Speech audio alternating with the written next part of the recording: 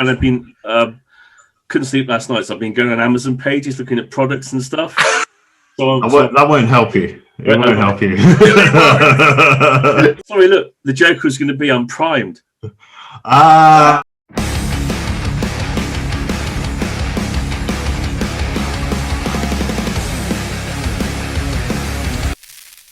Hey everyone, and welcome to another episode of The Grumpy Dads. I want to welcome, as always, Chris. Hello, mate. And this week we've got an amazing guest. It's Tigger. How you doing, Tigger? Hi, I am lush, thank you. And it's really awesome to be here. Petrified, but really awesome to be here. Oh, you don't need to be you're scared, so mate. welcome, man. It's really cool. Before we go on any further, I want you to hop on, hit like, hit subscribe, ring the bell so you know when we've got new content. How are we this week, Chris? This week we are going straight into icebreaker antics. As usual, Tigger, I'm not sure if you've ever seen an episode before, but I will explain the game for people at home. So I scour the net looking for 1-star reviews, and you have got to guess a product based on the reviews I read out. If you guess it on the first guess, you get 3 stars. On the second guess, it's 2 stars. And on the last guess, it's 1 star. Duncan will be joining you, and you only get 1 guess. Okay. Review. Right, okay, we'll go into the first review. I'm a total beginner, but not even my little finger fits. What immediately springs to mind can't be sold. So, well, it can be, but not yeah. I'm digging a hole here. I'm going to move straight on from that thought process. Maybe not the first thing that came into my head as well. So, is it a puppet? It's not a puppet. I like the thinking, though. Always go with your second thought. Push that first thought out your head. Always go with your second. I did. And it's bad, but I saw this on the internet the other day and took me back to my youth. But I just remembered Sooty. Sooty, yeah. And your little finger used to be the hands, yeah? So I was going to say puppet as well, but oops. That's already Choose something else, because it's a waste of a guess. Interactive nail shiner. Wow, that is a hell of a guess. It's wrong, but I am impressed with that. So specific and those things, and they colour them. Yeah, I think I've seen. I think this is the first time that I've actually wanted a guest to be right with the wrong answer. It was that impressive. I'm really impressed with that answer. We'll move on to the second review. Quality is really poor. 3 goes on it, and it sounds broke. Action Man guitar. That's another one. I love these. It's not correct, but it's Duncan. What's your answer? I was thinking I had it before you read out that clue, because I was thinking it could be a thimble, but it sounds broke seems to go against that. I'm racking my brain here trying to think of something that would work. I'm going to go for a toy gun. It's not correct. We're on to our third review, but I will say that Tigger is in the right realms with his last guess. Sound-wise, it's terrible. The feel of the keys, also terrible. Action Man piano. I mean, oh, God. No, I mean, I have to give it to you because I don't want to be deemed petty as a keyboard. But obviously, yeah, we'll let you have it. It's not going to change the outcome. 1 star, keyboard. Second product, first review. Like they're trying to cut the oxygen off from my forehead. He's in a turtleneck. No, it's not a turtleneck. It's not a turtleneck. I think that would be more than that. I think they'd be complaining about being unable to breathe, or rather than just saying, "Oh, it's my forehead." A vacuum-packed bandana. Oh my God! I'm so impressed with these answers of yours. It's not correct, but we go to our second review. It is apparent that you've done training for this as well. I will tell you that. It's very apparent. Feel like it's trying to squeeze my eyes out of their sockets. Goggles. Swimming goggles. Well done. Yeah. Oh, wow. Lush. 2 stars. Final review on that one was terrible, tight, no waterproof, and strap broke. Last product, first review. Opened and handle was crooked. Then first press and it snaps. Get back to as Adam was talking about that particular device on the Grumpy Gits the other day, where it's just basically a dildo with a knife handle. A health and safety ice cube picker. Oh my god! No. Well, it's safety in like literally listen to answers all day. It's just entertaining just to hear him give you the answers for these. Don't encourage me, please. Sorry. There doesn't even need to be clues. Let's just get him to say random product. Leave it on the podcast. If you think about it, it would be really good because some people, sensory stuff, some people will find ice cubes really cold, my pretend ice cube. So you could have a little ice cube picker-upper so you wouldn't have to get your hands cold. We should go on Dragon's Den. There's a fortune to be made here. Oh, and it's sensory, so we can charge 3 times the price. Yeah, exactly. There's tongues for that, though, isn't there? Do you know, like well, no. Firstly, it was tongues, not one tongue. And secondly, have you seen like at bars and stuff when, and I'm resorting to movies here, but when they ask for like, I'll have whiskey on the rocks, and then they get those little tongues and then they put it in tongs. Oh, tongs. Don't go on about my speech when you said Sega the other day. No, but these have little handles. It'd be like a little gun. It'd just be better grip, look cool. You could do it in different colours. Are we talking a bit like, what the kids have when I think it's for like trash and stuff, and they have the little shark on the end? And that's what I was thinking of. Yeah, one of those. That is genius. That is. I love it. Make sure you patent this before it gets aired, okay? Because someone's going to. Yeah. Bye. I'll just hang on. I'll just leave my back up here, and I'll be back in a minute. Sorry. You know what? I forgot where we are. Are we still in an icebreaker round? It's my guess. Yeah. Oh, okay. Sorry. I'm going to go with an ice cream scoop. Ice cream scoop is not correct. Second review. Instructions are awful. Then the handle sheared off. Sheared off. Sheared off. I mean, I do actions. All I did was read it. I don't know how it sheared off or what it entailed. Is it like a screwdriver, like a ratcheted screwdriver? I thought you were going to get that. I just had that feeling as you went, is it a? But it's not correct. Is it a portable nail cutter catcher? I don't even know what that is, but it's not. It's not correct. A device to actually all over the room. Yeah. When you cut your toenails, they go flying all over the room. Yeah. You could create something, Dragon's Den Part 2. You could create something, where handle, thing, whatnot. You cut them, and they fall down, and it catches them. I'm starting to think that you work for Wish. I hate to point this out, but they have invented something like that already. Really? Have they? It's called a shopping bag.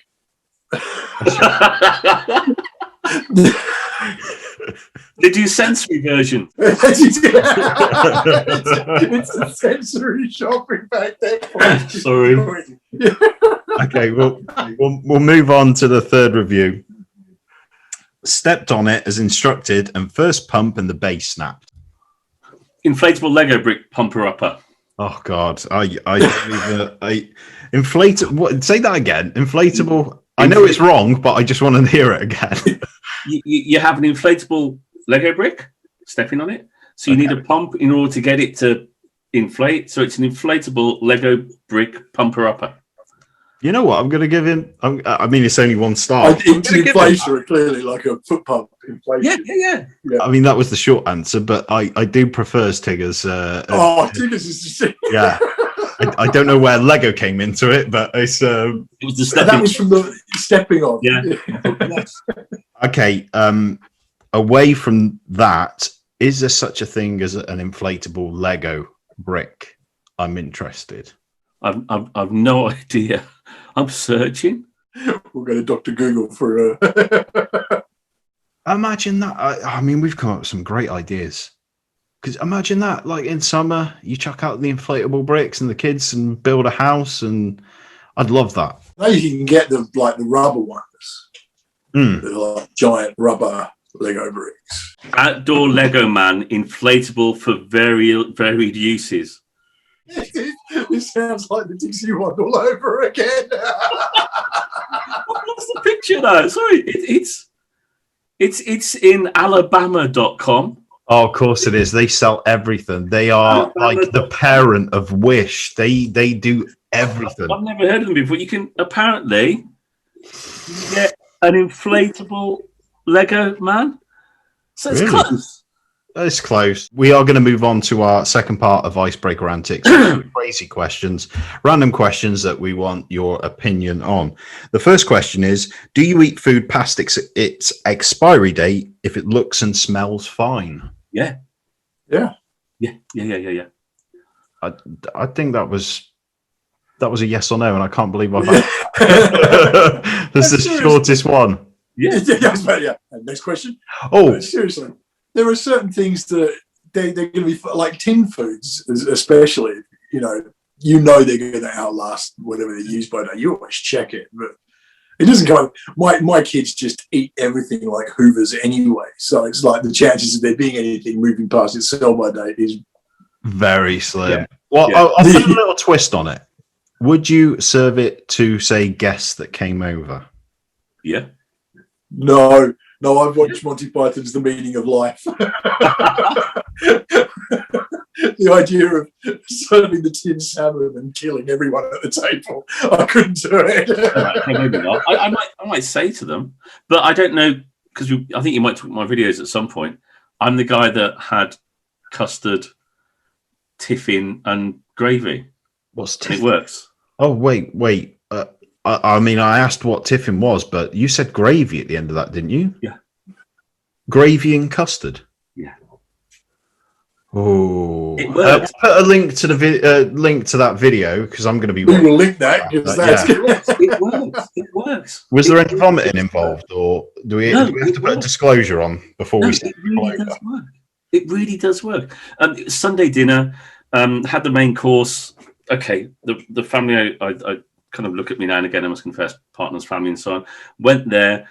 Tiffin is like a northern kind of sponge thing, toffee kind of sponge thing, I think. Custard, sitting there, peripherally saw the gravy boat, and I thought, you've got to go for it. You've got to go for it. So got the gravy boat, everybody was like, and then all of a sudden, and I went, oh, I like experimenting with food. Look at your face.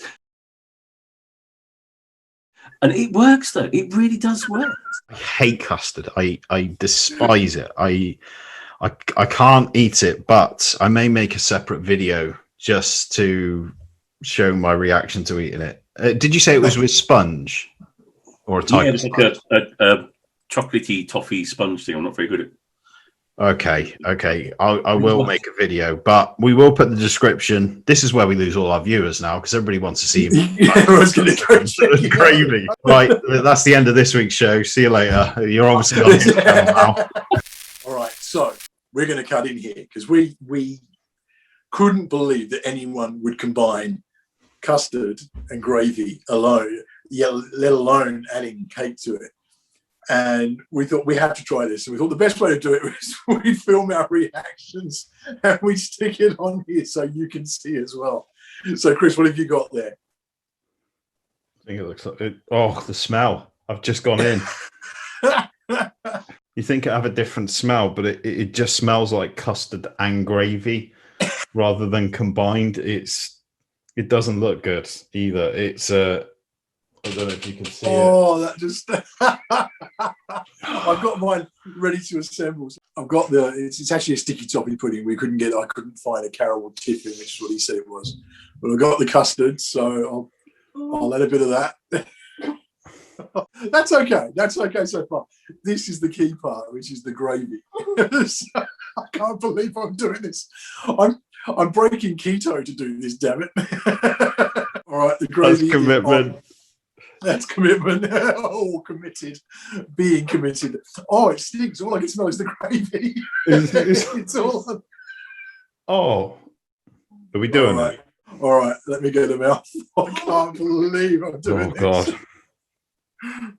All right. After 3? 3, 2, 1. No. Oh, I didn't bring a drink. Oh God, that's vile. Oh, Tigger. Oh, Tigger, I love you, buddy. That's never going to catch on. There's a reason no one's tried this before. That's not nice. Right, so we'll move on to our second crazy question. What tip or tricks have you picked up from previous jobs that you use in real life now? If you put permanent marker on a board by accident, say like a board in education, yeah. If you go in as quickly as possible with a non-permanent marker, and you've got maybe, I think, an hour or so, 30 minutes to an hour. If you go over with a non-permanent marker, it dissolves it. I did know that. If you put permanent marker on a board, you've got maybe, I don't know, 30, 60 minutes to get there with a non-permanent marker. Get a proper whiteboard marker and scribble over it. And it dissolves it. And it takes it off. I love that. I love that. Because I always used to think it had to be alcohol-based. It had to be Lynx, or it had to be a nail polish remover to get those things clean again. But I love that. I didn't realize. There's another handy tip for people that are probably not like me and knew it anyway. So, Duncan, what have you taken away from previous job experience, let's say? In a way, a lot, because my first full-time job was working in a hardware store. So I learned loads of little sort of household tips and tricks that are, good to sort of carry forward. But I'm trying to think of something really interesting. It's there's nothing springing to mind. It's difficult. There is so much, because I worked in a builder's merchant, and I had pretty much every imaginable job going through, from working in the warehouse and yard staff to being out on the road and seeing customers. It's so difficult because you've taken so much away. I could pretty much build a house, in theory, I will say, in theory. I am like the architect in this particular scenario. I can draw the house with everything involved in it, but I don't think I could probably lay a brick. I know how to, but in theory, not practice. Okay. I'm not for hire. That's the key, isn't it? Okay, we'll move on to our third crazy question, which is: if you were given $5 million to open up a museum, what museum would you create? Guitar, 100%. You'd open up a guitar museum. I kind of like that answer now. I was kind of judgmental at first, and then I thought, you know what? There's certain guitars played by certain people that would be a very, very good museum. And not only that, you could have like this sort of history of how they've developed and the different types of guitars, and there's so many different styles and shapes, and you can get to the really boring technical stuff of these are humbuckers that I've got on my guitar, but you can get single coil pickups on them as well, and that's a different tone and a different effect. And there are there's so many interesting guitars. There's the one from, somebody in the 80s had like the half moon and cloud shaped guitar, and it was infamous because it's been used in a few things. We'll put a picture up of it, but you see it's got like two little legs, and the guitarist in the band says he really couldn't use it on stage because these things just hung right where his tackle was. So these two heavy shoes were belting him in the nuts all the way through performing a song. All right, we kind of need that museum now. I didn't think I'd be that interested. I had a feeling that you were going to do something musical, and I was just going to put a face on it and think I was interested, but I am genuinely interested in that museum now. I do want to see those.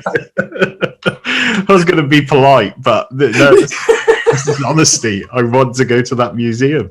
Tigger, what's your museum? What would you want to accumulate and show people? I could do Blu-tac shapes through the ages. Blu-tac shapes through the ages. Because the evolution of Blu-tac shapes, over the generations from when Blu-tac was first invented.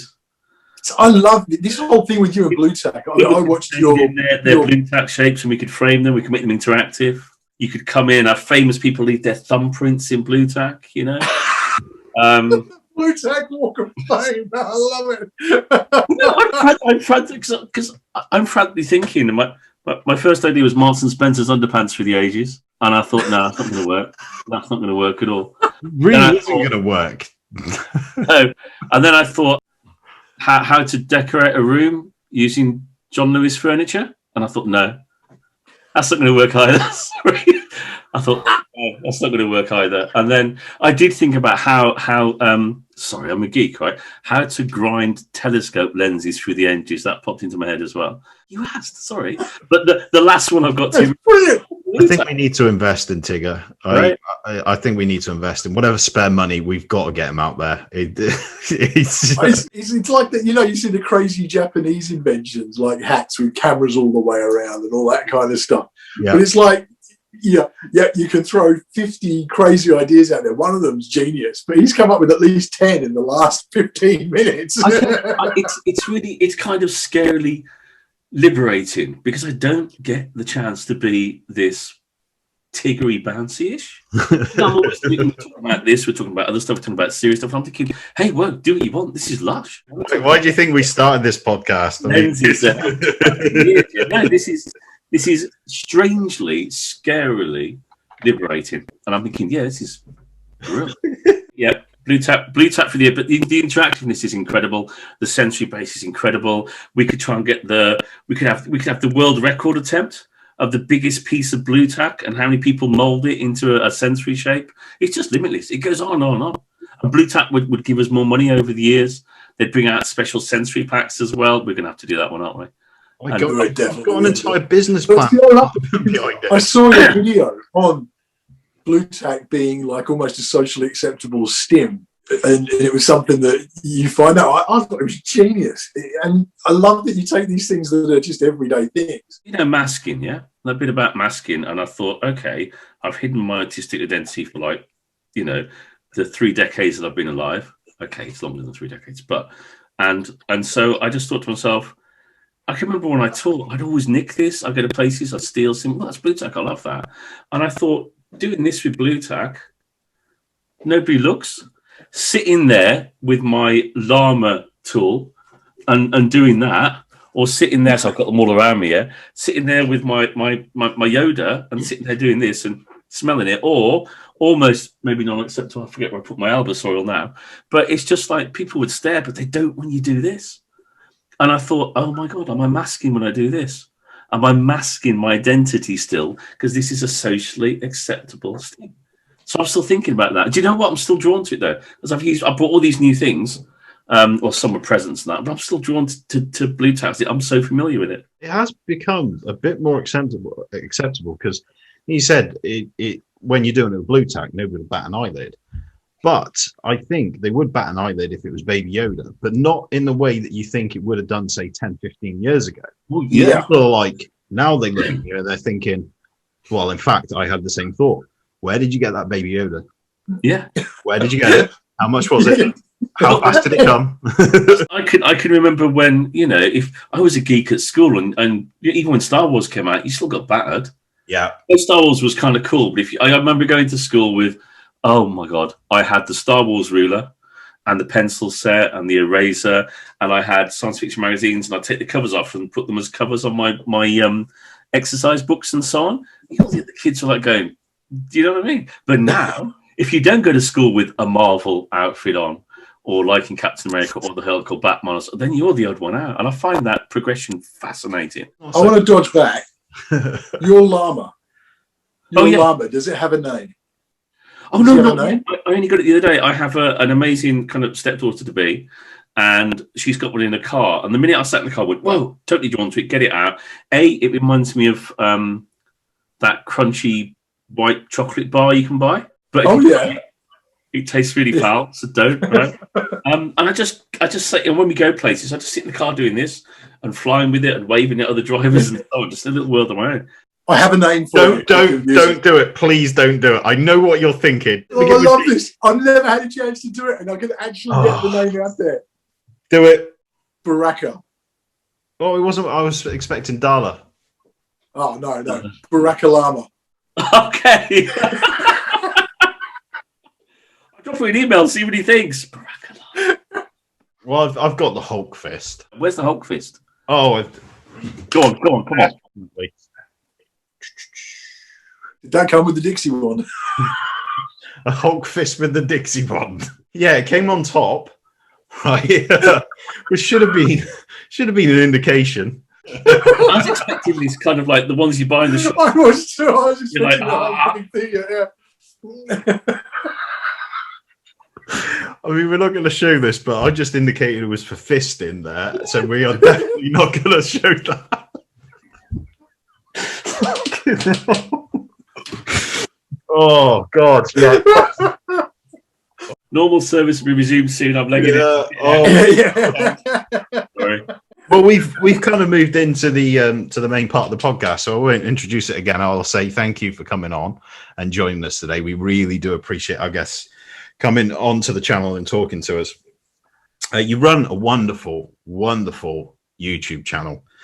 And I said before we started recording that it was criminal that you've got 198 subscribers because you're it's almost like you're made for it. So well spoken, so your voice and everything. And I watched a few videos and I was thinking, this is brilliant. I can watch this with such ease. I'm going for the embarrassed bit, like I said I would, but thank you so much. No, don't get embarrassed over it because it is brilliant. Tell us a little bit about how you got started into the YouTube world and making videos for it all.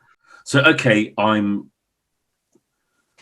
love what I do. I mean, I love what I do, which is like lush, which means sometimes I can't stop. So if it's 2 a.m, I still love working. I'm like, oh, let's do this, let's look at that, which is really bad for my sleep patterns.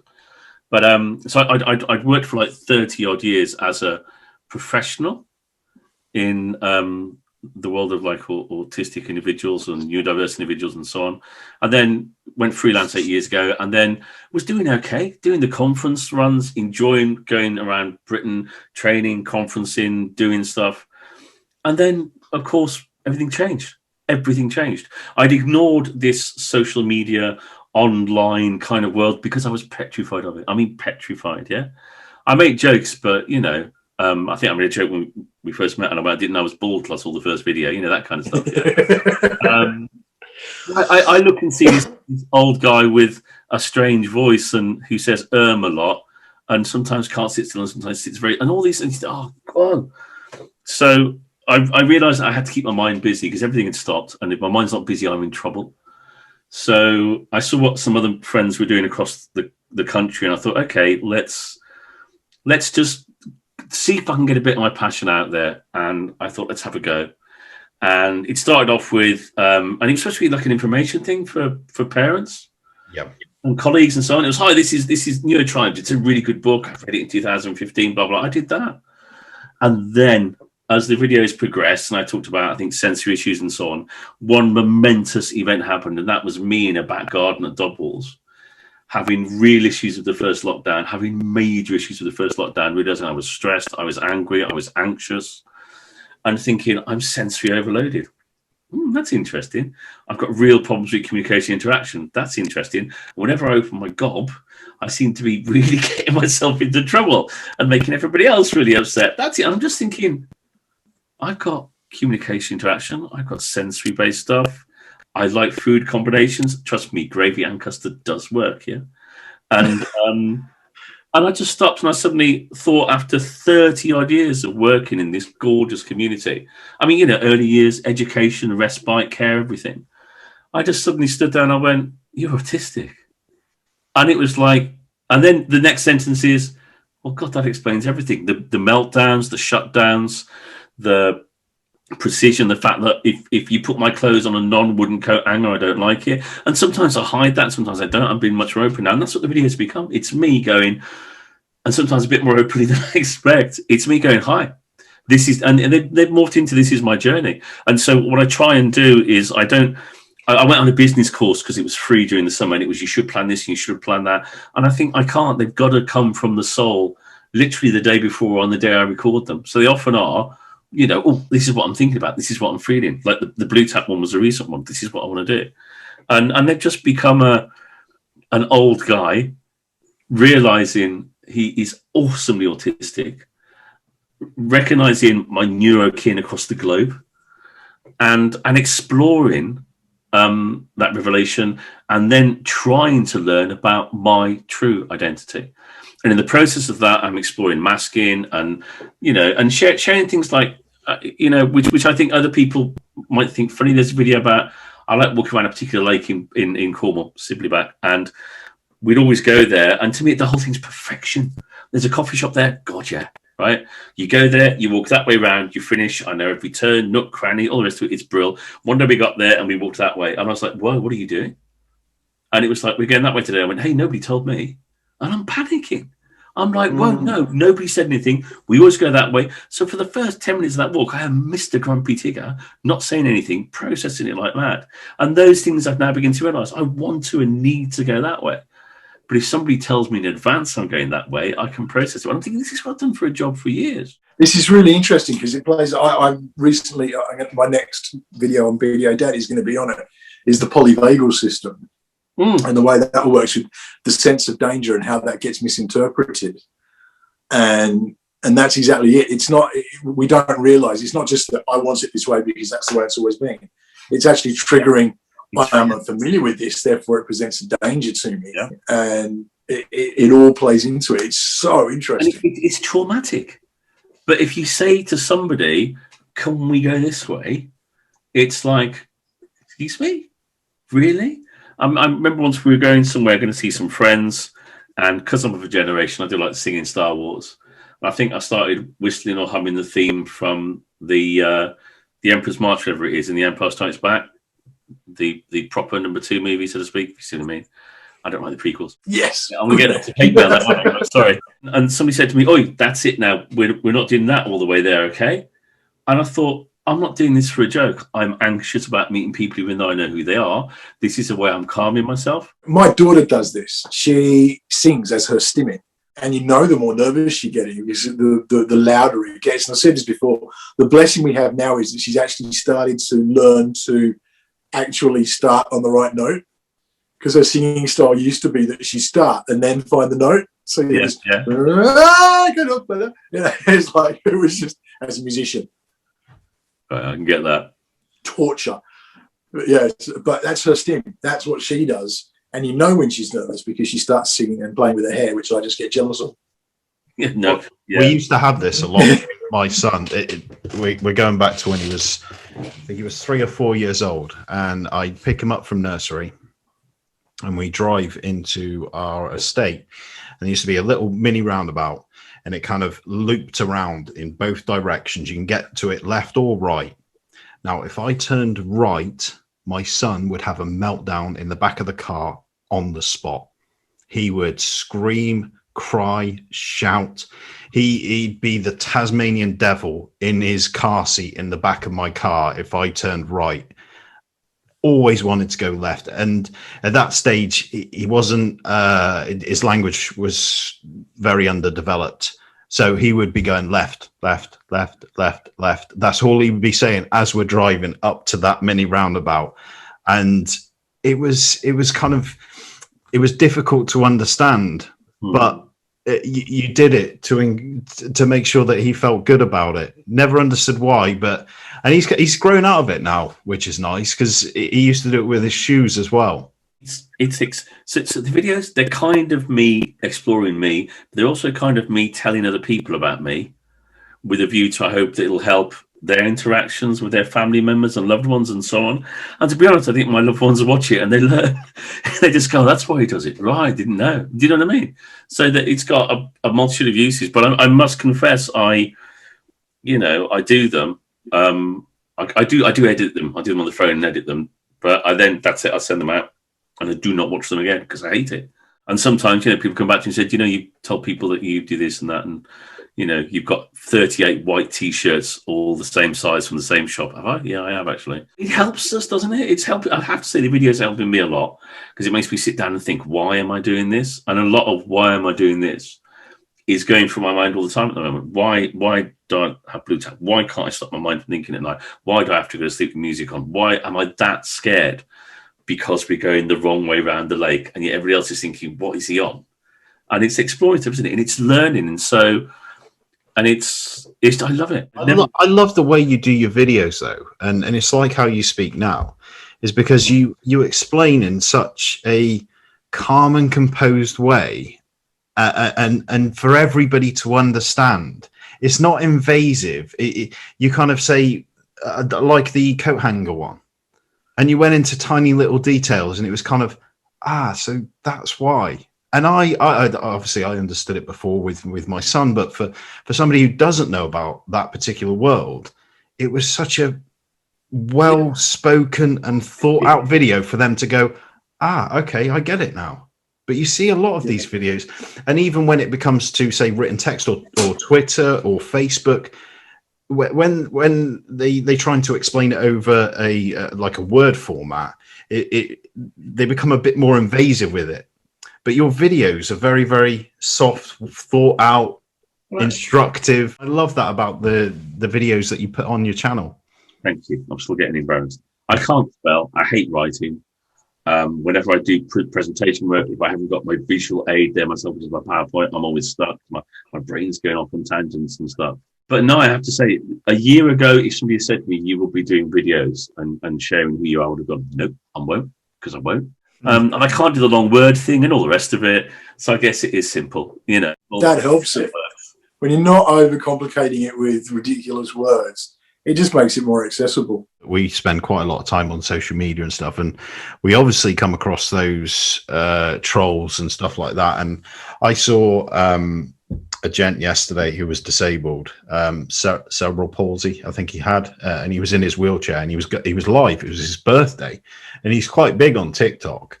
Had something like 200,000 people that follow him. And some of the comments that I saw on that live viewing, what's wrong with you? Wipe your chin. Are you drunk? And this is, and some of these comments, because they obviously come up with the profile next to them, and I click on them, and this is from 13, 14-year-old kids. And I think to myself, you know what if my son gets himself in that situation where he does something that isn't particularly normal, and the parents haven't raised their neurotypical child in a way to be understanding and accepting of someone that's slightly different or completely different, that they're going on social media and doing this. And that's my worry. No, it's not so much how he's going to get on, is how other kids have been raised to accept other people. That's my biggest worry. I think there's been a sea change of the pandemic. And I do think that because of this, knowledge of neurodiversity, differences is becoming more and more. But you're right. There is a whole population out there that, schools where they don't do this education at all. They don't talk to kids about, they don't enhance their understanding of the differences are with the human species. And that's going back to the point me and Duncan are pushing for at the moment. And, we've got Simon, who we work with. He's speaking to his local MP who he's friends with, and they're going to ask, I'm not expecting much from it, the educational secretary, Gavin Williamson, about the curriculum of adjusting the curriculum so they find out about disabilities, hidden disabilities, ADHD, autism. I did teacher training for university before Christmas, one of my Zooms, and we're chatting away, and it was an inclusion day, and I went, hi guys, and there's like 30 of them there that signed on to this one. They're mainstream trained teachers, yeah. They all looked like they were 12. Yeah, that's how old I feel. They look like they were 12. You look so young, guys. So young. And I said, look, can I ask you a question before we go into the talk on autism experiences? And the other one was about PDA, get it out whenever I can. And I said, can I just ask what input you have on your course, your teacher training program about neurodiversity? And one of them they're like this. And I said, can anybody tell me? And the guy went like that. And I went, hang on a second, you pointing at me? And he went, yeah. And I went, are you telling me this is the only input you've had so far in your teacher training program about neurodiversity? He went, yeah. And I was like, that's terrible.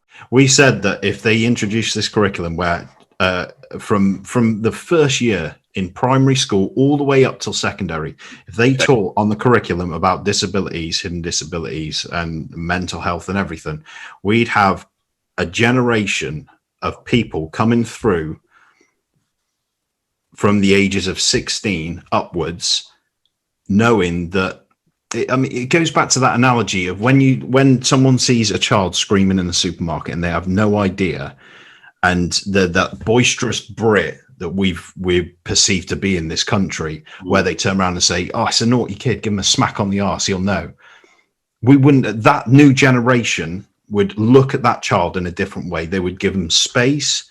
They would know that they're having a break, a meltdown, and they would know how to react. All perceived notions would be gone, and all those nasty comments and trolling, all gone. And we'd have that from that point on, when they turn 16, to future generations all coming through, understanding. What perhaps is happening is there's a whole new range of younger role models for individuals that are appearing on social media, the internet. Yeah, they're being trolled, but they're there. They're making a stance. They're making a difference. There's media-based interpretations of neurological differences and so on. Some are okay, some are not. You're right. It's that knowledge and acceptance. I was in the school in the maybe not late 60s, 70s. Yeah, when I first started school, and there's nothing then, but there's still nothing now, and that's devastating. There are so many things that have to change, and it's all around accepting our fellow human being, human entity. And it's just recognizing that we are this. This is our spaceship Earth. For one little quote, I think from a Russian. This is our cradle. Michael Collins just died, and he, I think, made a quote about he looked back from the moon to the Earth, and he saw how small it was, how beautiful it was, and yet how fragile it was. And it's like, that's we've got to get on with each other.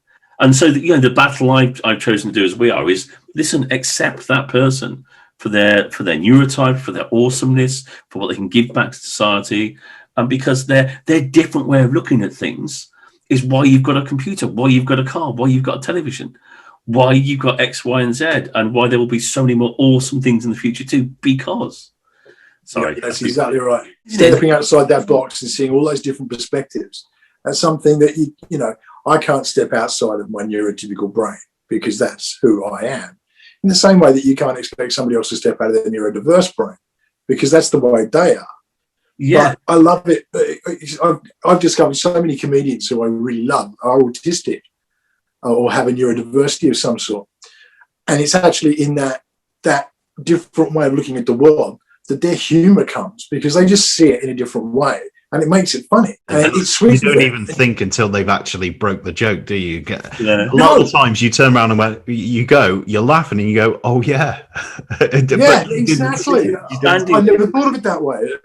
What you said about people will see somebody having a meltdown in a supermarket, and it is, you're a bad parent, you're a naughty kid, get some discipline sorted, Yeah.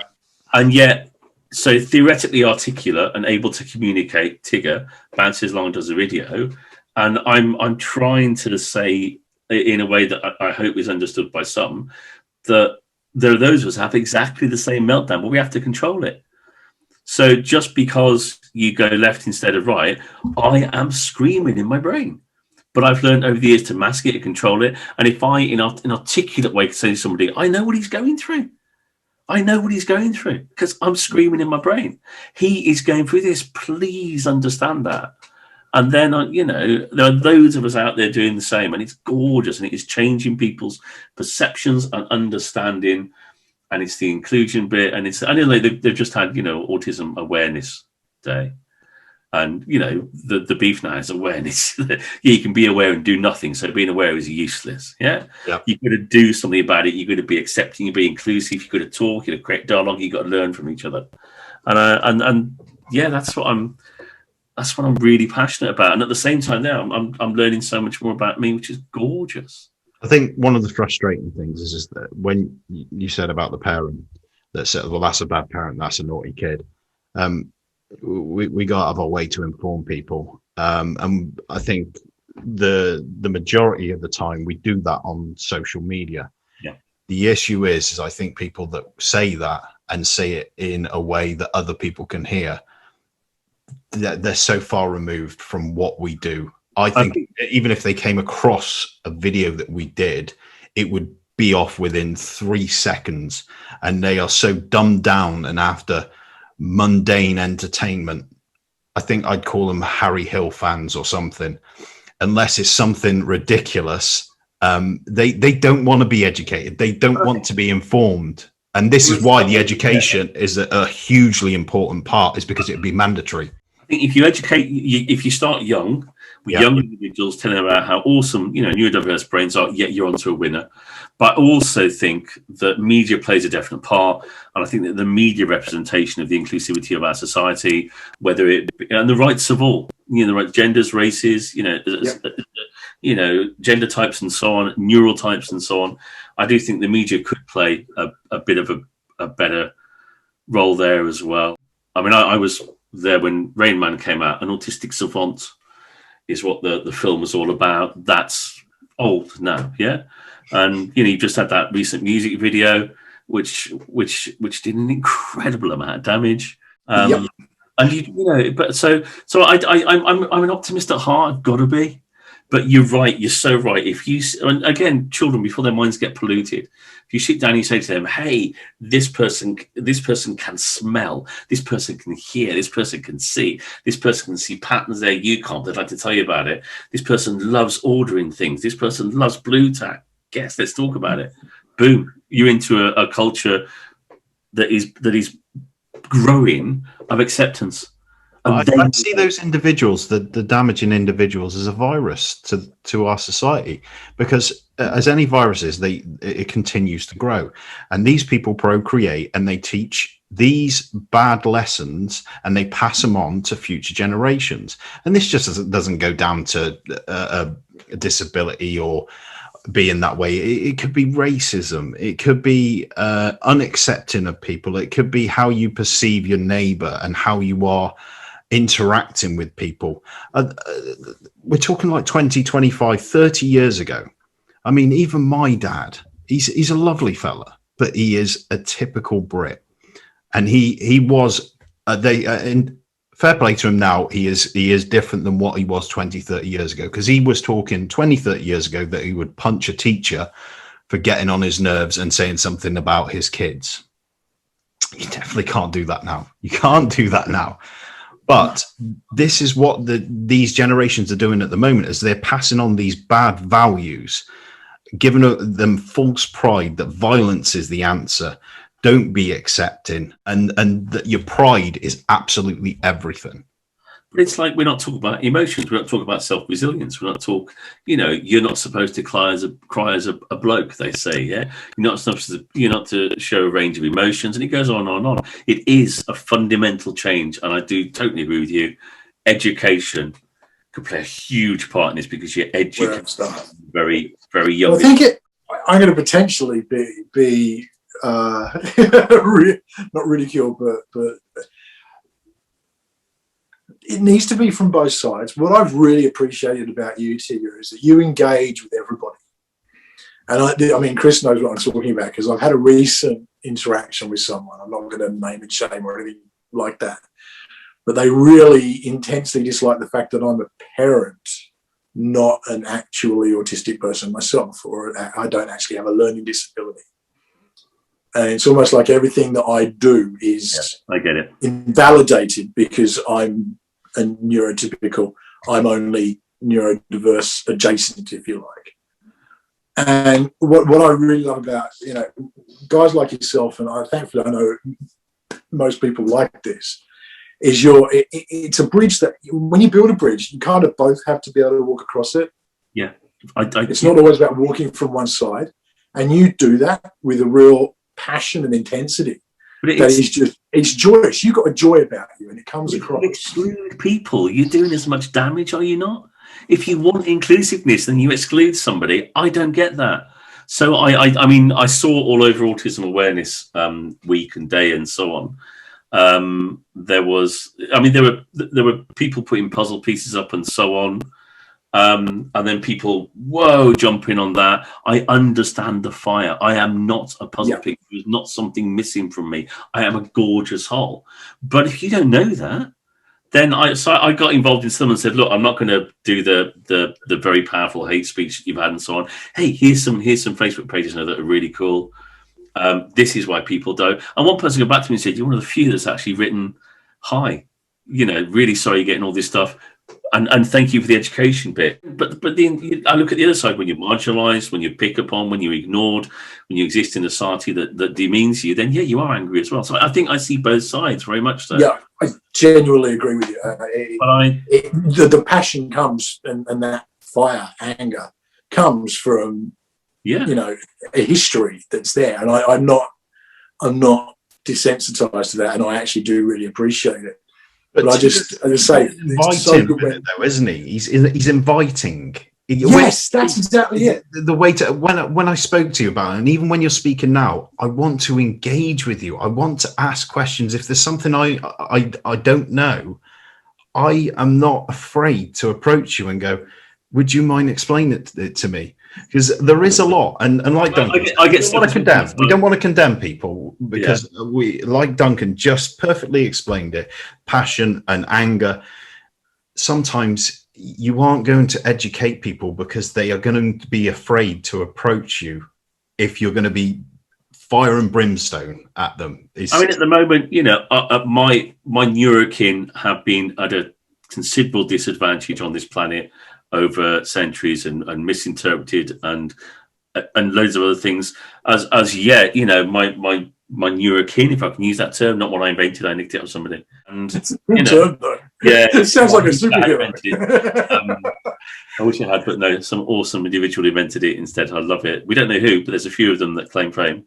But I'll take it and run. And it's that bit about, you know, but I understand those that have been killed for their difference, so to speak, killed for standing up for their rights. So that's why, you know, we're part of a bigger whole, and some individuals, you know, they are killed because people perceive them. You know, it's just those differences. It's that fact that, you know, I think that I talked about the acceptable Blu-tac and my OBAC, but I used to have a motorbike. Motorbikes are cool from my perspective. I don't drive. I used to have a motorbike for a while. There's where life's got me for me to be. If loud motorbikes go by, it physically hurts me. And again, I say it, you know, my age, mid-30s, if I'm walking up the hill, I know, if I'm walking up the hill and I hear motorbikes coming, I do that. And I've now got to the point where I think I don't care who stares.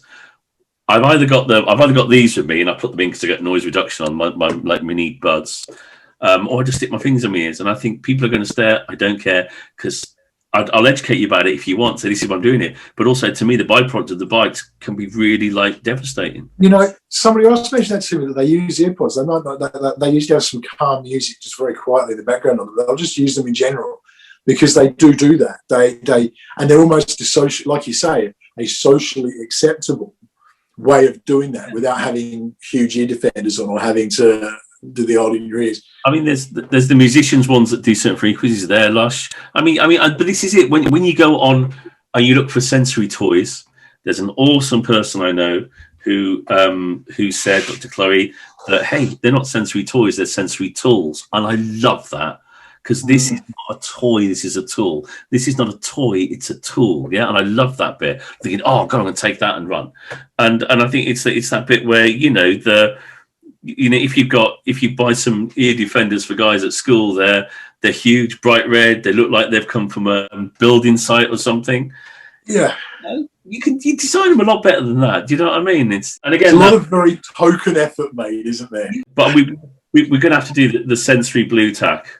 Oh, I love that idea. I really do. We were talking early on, and we talked about if you put the word sensory in front of something, it suddenly goes up by 20 quid. And I might try and tag us all in and go, look, they brought out sensory Blu-tac and put, like, you know, 1999 next to it. It's a new version of that, but it's specially made as a sensory toy. And I always think of the Simpsons episode where Homer goes to the Duff Brewery, and they do this sort of thing where it starts with one beer barrel they're brewing it in, and, you know, this is beer, you know, Duff Classic. And here we go, and here's our Duff Draft, and it pans out, so you've got the two barrels. Yeah. And then it says, and we've got a new one, Duff Light, and it pans right out, so you've got all three with one channel and three bottles coming out. So basically it's the same stuff, just with a different name on it. It is. No, it is, isn't it? It makes you think. No, I think when we kind of organically came to that, I thought, oh, that is just beautiful, because that says it all again, because isn't that discrimination too? Do you know what I mean? And that's the discrimination that really gets me, actually. It's so subtle, and it's so just, you know, under the radar. It's just purely that we've come up with something, but because we can now market as a sensory tool or a sensory toy or a sensory item, we're now going to charge double what we were charging. It's like, did you ever see, there was a show called Man vs. Woman. It had Nick Frost and a whole bunch of other comedians on it doing sort of sketches. They had this one bit that was a couple getting married, and they'd go into all these different, and there was a bunch of skits all sort of spread throughout. But they'd go in and it's like, it's a cake shop. Yeah, I really like this cake. We'd like to get that. And okay, well, there's a 1 week wait for us to grow. Absolutely. And what do you want written on the cake? Is it happy birthday? No, it's our wedding. So we're just like, oh, you want a wedding cake then? No, we want that cake. Oh no, we've got that, but it's the wedding cake version. And they bring it out and it's identical cake with a man and a woman standing on top. And how much is that? That's £60. But that's 20. Yeah, but this is a wedding cake. Yeah, no. And the guys say, no. And the wife's going, I want a wedding cake. I want a wedding cake. Yeah. And then you've got this bit where, like we were saying before, you've got parents, families, gorgeous individuals who are not stinking rich. And yeah, the minute you get something that is gorgeous for you, for your son, for your daughter, he, she, or they, boom, sensory in front of it, and it's $19.99 instead of. Is that a form of discrimination? Well, I believe so. Exploitation. Exploitation. Yeah, that's a better word. Yeah. Exploitation. Both words I can't spell anyway, but yeah. I think we should, at some point, talk about every now and again just having our Tigger catch up. I'd love it. I have to be honest and say I was nervous this morning. I've done exercise. I've done all my cardio. I've done it all. I was biting the nails. Right, okay, I've got to do this. Everybody says it, mate. Everybody who comes on, don't they, Duncan? Say, but I loved it. It was really laid back. You guys are lush. And please, can I give you my highest accolade? You smell right. It's the first time I've heard that in quite some time. It's on nearly all of his videos. I saw him sniffing his coat hangers, his coffee, and all this. Catchphrase. It's brilliant. No, it makes sense to me. It's brilliant. It is brilliant because the way you do it is because he gets his coat hanger and he goes, and I have this coat hanger and this is the reason why I prefer wooden coat hangers. And he goes, and it smells right. It is amazing catchphrase. I love it. Guys, if you're watching, get onto Tigger's channel now. The link will be in the description. Please head over there as soon as you can.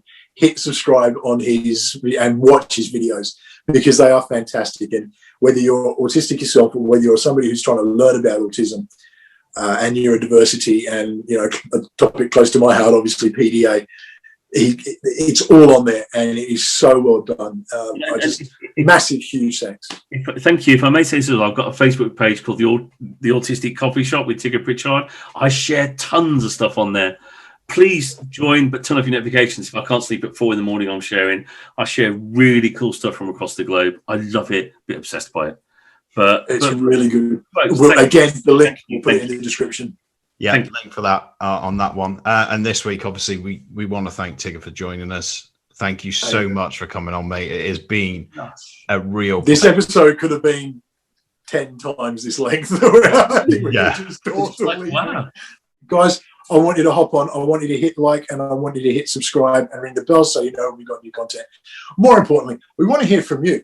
I think a really cool question to us that we want your responses to would be, what things have you found that work as sensory tools for you that aren't traditional sensory tools? What's your Blu-tac? We want to hear it in the comments. Get down there and do it now. I'll say goodbye to Chris. I'll say goodbye to Tigger and we'll see you guys again next episode.